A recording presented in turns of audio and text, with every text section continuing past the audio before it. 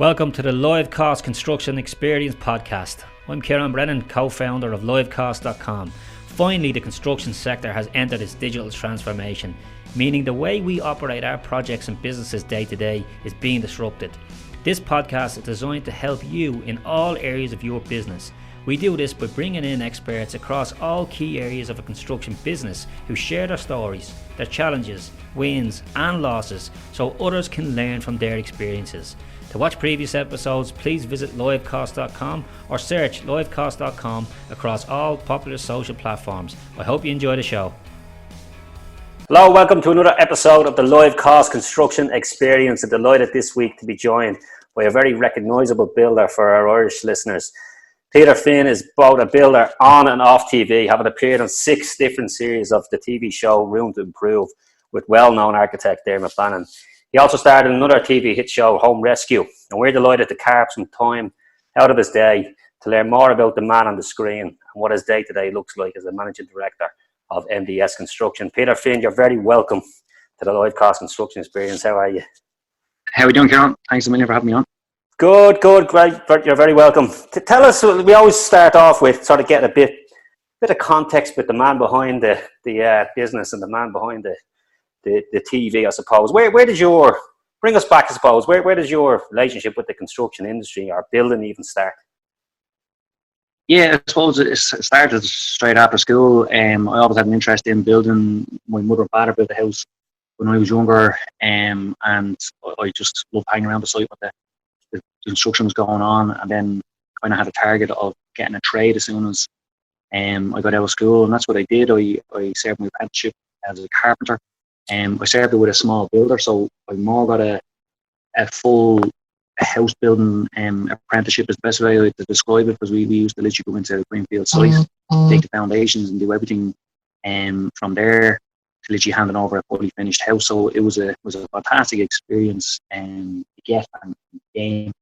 And from there then I went on and I bounced around with a few different people. I worked in Trinity College for a while. I went then and went back to college and bought a technology course.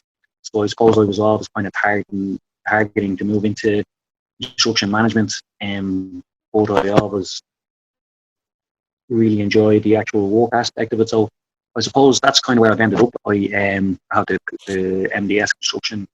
I'm a director with Mark as my business partner. And I met Mark when both of us worked in Trinity College.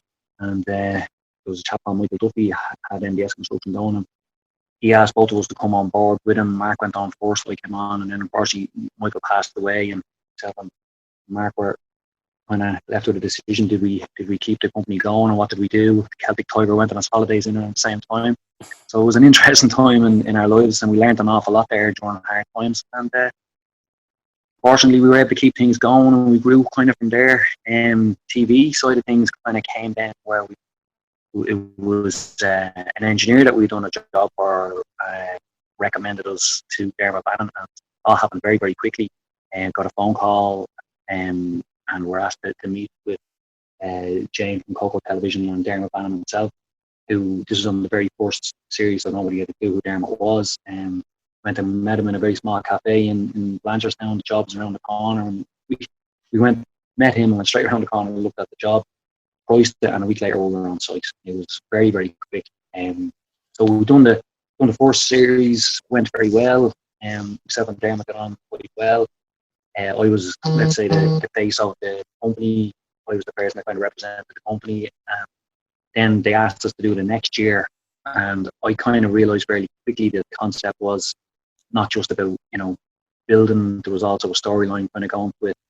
And I probably was the first builder to have a row with Dermot, and kind of put him back in his box, and they loved that. So the TV side of it, then they kept coming back to me and to obviously our company asking us to do the show. So we ended up doing 6 of them. Then we kind of took a little bit of a break from it. We priced a couple of the jobs, but we didn't win them. We'd been on it 6 times, so we'd kind of been there and done that, if that makes sense. It was always very good. Go ahead, sorry. It's one of, I mean, for anyone that's listening, as I say, from the outset, anyone listening from an Irish listener base will be well aware of Room to Improve and its success here.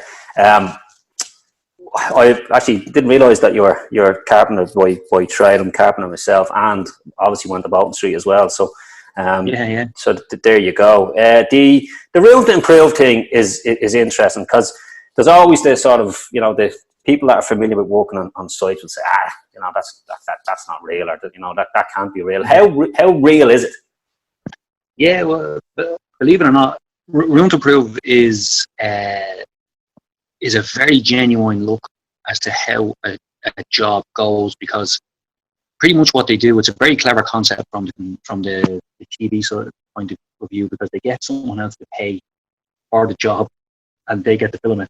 And what the client gets, or the homeowner gets, is they get Dermot Bannon's fees for free, and they also get the comfort, I suppose, that the job is going to go well, because let's be honest, any builder's going to pull out the stops to make sure that the place looks really well at the end of the show. And so I suppose you get that, and then you get the moment of you and your family being on television, which is not to be underestimated, because it is an expensive to have to back on. So that's the way it works, and believe me, it is real. Like the stresses that are involved in it are fairly real, costs and all that type of stuff. But the one thing that annoys me about Room to Improve is that the costs are very tight on it, and I don't think they're a fair reflection on the market at the time, because builders know if they go on a show that it's going to help them, because they kind of have that on their CV, so they will put in usually a fairly tight price to win the show, or sorry, to win the job. And then the shows get repeated quite a lot, so you could be looking at a show that's 2 or 3 years old, and the market prices have changed. But in kind of, I suppose, in reflection of, is the show genuine? It pretty much is. Like Dermot Bannon is very much like you see him on telly. He's a terrible nice fella. If you went and met him over a pint, you'd have a great bit of crack at him. He's a bit more difficult to work with. He's very hard to get on the phone. He's a very busy man, and he doesn't go into massive amount of detail, but then he comes on site and then has detail in his head. So that can be tricky to deal with. But I know it's good. Like the other show that I'm doing on his Home Rescue, and that's going over 3 days, makeover shops. There's no budget stress, whereas in Room to Improve, you have the same budget stress that you would have on an ordinary job. Yeah, I mean, you touched on something there, even that you're probably one of the first to have a row with Dermot. I mean, can you have a proper row? I mean, if you're working on one of your jobs today with MDS and the architect is just not doing the right things, you're going to tell them what's going on. You're going to try and pull them in. Yeah. Can you do that? Yeah. Well, look, you have to represent yourself well. You don't want to be going around screaming and shouting and looking like an unprofessional person. But at the same time, yeah, like I suppose I knew how to play the game a little bit, and I do a very similar kind of concept with Roisin, the Home Rescue show. The stresses are real. The difference in the new show is that there's time stresses. You do have that in Room to Improve as well, because you have a finish date, the final filming date given to you. You have to have that house finished by that date, because there's a film crew booked in. The final reveals are all booked in on a certain date. So it's not as if you say, "Oh, it's not going to you have to do it." That date can't change, but so many expensive items hired in terms of camera crews and all that type of stuff booked in for those days. So there's stresses involved in that way. When it comes to having the rails, you have to be careful about what to do. But they do, like television, you've got to remember it's a TV show as well as it's not like a documentary, more a show. It's on 16 series, like just amazing for any TV show. The 16 series, it's just phenomenal. Yeah. I mean, the home, the Home Rescue one is interesting. Is that still going, or are you going to be doing that one again? Yeah, I'm actually filming one of the shows next week. Believe it or not, we're halfway through filming the 4th series of Home Rescue. It is going from strength to strength. It's a half-an-hour show. It's a more light-hearted look. In that one, the client gets an awful lot free. They pretty much get free between. So the concept of that show is the photo busters come in and they declutter the house, and then with the help of Roisin, and then we come in on the house, and Roisin gives us for design, and then we take 2 rooms and we basically renovate 2 rooms. So they get everything for free there. So we get like all the skips, every like a team of people coming in and taking all your clutter out. Some of the houses are very cluttered, some of them aren't that bad, and then you get Roisin's design. IKEA sponsor the show, so you get about 5.5 to 6 grand worth of free IKEA gear, and then of course you get micro as well. So that one, it's a very short burst. It's done in 3 days, and it genuinely is done in 3 days. We work very long hours on it to get it done, and there's real stress in terms of trying to get the job done and finish. But, I mean, I wouldn't be. I'm not a huge TV fan, but I am a sucker for a home renovation show or a construction show. I do remember one of the home rescues. I remember I was living out in Australia actually, and there was the one with Austin and Muhammad. Do you remember that one? Yeah. That got the biggest reaction of any job we ever done. It was the only time. What we did was we kind of took over from a Dodge builder, basically, and it was the old school Dodge builder scenario, which you don't see a lot of these days, to be honest with you. You still get the odd, fella that'll come in and do a bit of a shoddy job, but this was really bad. Like this was Austin and Muhammad had picked up some guy off Facebook. They'd never met him before. He came in, he said he was going to do X, Y, and Z, and Muhammad went on holidays, and it was left with Austin to do with this guy, and he just literally, they pulled the house apart, and when we came in, it was like someone had stopped in mid-flight and had left. So we didn't really know the previous story, and there's obviously 2 sides to every story. So we were given the task of coming in, but there was a lot of bad stuff there that I had to, there was electrics that was done, it was nowhere near code. It was, just slab stuff to walls that were already fall off. There's all sorts of stuff like that going on. So that was a big task for us, and we had to literally come in and take over from someone else that had done bad work, which is from a builder's point of view, a really tricky situation. But it was one that was very close to people's hearts, and it was a very unusual relationship between us and Muhammad. It was very genuine. When I first met him, I told him what this old man being taken advantage of here, but actually quite the opposite. We're really genuinely friends, still are today, and the two of them had a very good relationship, and they were put in a very awkward position by this guy who came in and basically taking advantage of them and taking their money. So I suppose that one was a very rewarding one to be involved in. But the whole lot is, like, when I first was asked to do the show, I didn't understand how much the clients or the homeowners, I suppose is the best way to call it, would get out of it. There's always usually a storyline in the background somewhere, a reason why the house got cluttered, or the reason why we're needed. And it's very rewarding when you get a phone call that night after you come home, whether you be at home with Ciaran, my wife, and absolutely knackered after 3 days of really hard work, and then you get a phone call from really crying down the phone with happiness after what they've seen. So it's rewarding from that point of view. We're giving a bit back to that, Yeah, and I mean, as you say, thankfully, we don't get too much of that sort of rogue building stuff. Not as much as we once had, and I suppose with regulations and stuff like CIF trying to push out through Syria and stuff does help. I mean, so you've gone from that. I mean, quite a jump actually when you think about them small little jobs that you're doing on home rescue up to what you're sort of doing now with MDS. Can you sort of describe MDS to our listeners, and what your day to day looks like in there? Yeah, well, I suppose we call ourselves a medium-sized builder. Like we would have started off in you're one man in a van. It was what I was. I was going around doing small extensions, renovations, and I linked in with Mark and Michael at the time. We were taking on slightly bigger jobs. So at the moment, we would do jobs that would be basically between kind of 750,000 to $1.5 million, 2 million, that size of project. Do an awful lot of renovation work, conservation work as well. So usually homes that have got that type of requirement to it as well. So we've gained an awful lot of experience over the years working with different architects and core engineers, and I suppose we're now at the point where we've got 15 people directly employed, and we've got our own US project manager and foreman. So we need that size of job, I suppose, really to maintain what the crew that we've got going on. But yet then next week I'll be jumping back and doing 3 days with only 2 or 3 of my lads in one of the home rescue houses. I like doing that to keep in touch with the tools and keep in touch with the hands-on stuff. But thankfully our own business has gone quite well for us. It was very, very hairy times. Learned an awful lot during the bad times. I remember listening to one of your previous podcasts there, the chap from America who was involved in the accountancy side of things. Can't remember his name now, but as he was telling the stories about people working and there's being cash flow there, but then when all the bills were paid out, there wasn't much left in the kitty, and like it really gave me flashbacks to some of the periods of time that myself and Mark had, and I truly do believe you learn more in the bad times than you do in the good times, and then I suppose we taken that experience with it and learned.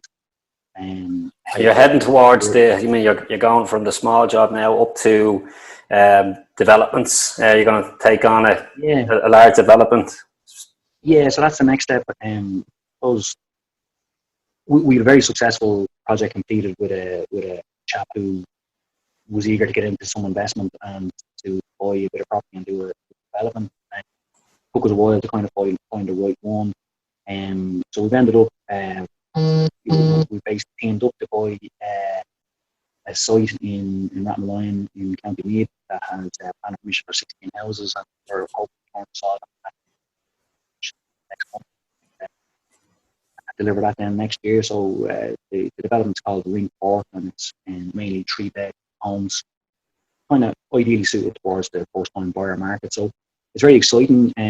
Your Livecosts will be very important to us on that one, to be honest with you, because we've started using our Livecosts on a couple of jobs. But to be honest with you, that was the main project that we kind of had our eye on, which were costs on. So that's a very exciting year for us, I suppose, ahead, because it's our first time doing it, and a lot of things have actually fallen in our favour because of the fact that people with the COVID situation going on have been living around their own homes now. I suppose people living in apartments anyway, Western America and out in that general area of Meath. Someone who's looking to upscale or someone who wants to kind of put roots on their own home, people are doing it now. They're being more proactive. They're kind of at time to settle and time to think. Anyone who's got mortgage approval is kind of looking to use that up before things might change on that as well. So the move to the country is kind of on a lot of people's mind, and with the whole technological revolution that's happened with COVID going on, people can move from home now. That's successful. There's definitely a shift, and you can see what's happening around the sort of large commercial buildings around the middle of town. Like, it's just the demand won't be there. Having good staff that can work remotely is going to be key. Therefore, the commuter towns are going to become quite valuable. Actually, I would say. Yeah. Hard to have a discussion without sort of touching on COVID.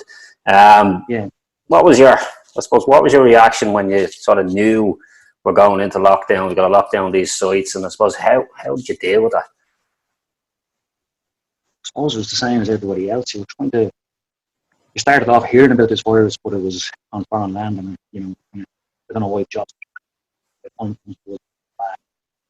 The closer it was coming, and you start seeing all that really bad stuff that was happening. Realization that it is going to affect us. Everyone knew so little about the virus, and we were all trying to learn. And I suppose we'll never forget those days when Leo Bradford was making his announcement, and the whole country stopped and listened to what was happening. The Friday that he locked down, the building industry was tough because we had 4 or 5 sites to go. Friday after he said it, and it was supposed to stay within there. I think it was a 2 or 5 kilometre radius at that point where you live. There's a lot of uncertainty. They didn't have enough time to lock sites down security-wise. It was scary times. It was for everybody. Like a construction industry, in terms of on-site construction industry, we're lucky because the fact that we were outdoors, predominantly meant that it was viewed that it was one of the last industries to close down. So we were lucky with that, and we were one of the first to open back up again. But look, there hasn't been a person on earth, which was a very unusual thing, that hasn't been affected by COVID. And I actually think people, should be talking about it. It shouldn't be all doom and gloom either. It should be like, okay, we're all living in this situation. How do we, make the best of it, and how do we kind of move on from here? So first thing we did actually was once we started getting contact by people then who were trying to keep their business open. So we didn't open up the business. We started doing COVID screens and kind of adapted, and we have our own little workshop. So we had one of our lads in making screens, and I was myself back in the field going around fitting them, and more out, looking for something to do, but also to keep a very small turnover and a couple of our lads to go. And so we kind of adapted it. But going forward, obviously there's an awful lot of protocols you have to do on site, and it does slow you down a little bit in terms of, you have to be a lot more organised, and you have to premeditate your steps of construction, which is a good thing. It kind of makes you think about stuff a bit more than you used to. But there's a lot of stuff kind of happening. I think the biggest thing that happened was stop and take a breath. I'm glad that happened to me. They've actually, instead of running around at 100 miles an hour, you were forced into a sort of a slowdown. Again, it's a bit like what we were saying about the country and kind of changing their whole life work. That's because we had to change. Yeah. Reconsider the way There's a lot of stuff that, as I'm trying to put it, will be corrected. That's probably the best way I can put it. Like the ways we operate, I feel that we could have inherited from previous generations. I think could be just due for a correction a little bit, and there's going to be new ways to approach stuff, and new ways of thinking. I suppose it would be the best way to put that. I mean, it's an enormous challenge ahead. I mean, for you guys, you're obviously ploughing on, which is just great to hear. You've been very kind with your time, Peter. Like, where can people find out more about you and MDS? Well, we have our website, MDS Construction .ie, and obviously new series of Home Rescue coming up. So you'll see my face having more arguments with Roisin on TV. And then, we have a couple of big jobs. So please keep an eye out for that. And, it'd be great if people could go and check out the development. That's greenport.ie is the website for that. And I suppose the last word to people out there: stay positive, keep working. Anyone who works hard in any environment will always come out on top, and that's the attitude. Stay positive and keep pushing on. Absolutely. We'll link up the links to the development and to you guys as well in the show notes on site, so people can reach out. Peter, thanks for your time. You're a gentleman. Thanks very much, Ciaran. No worries. Cheers.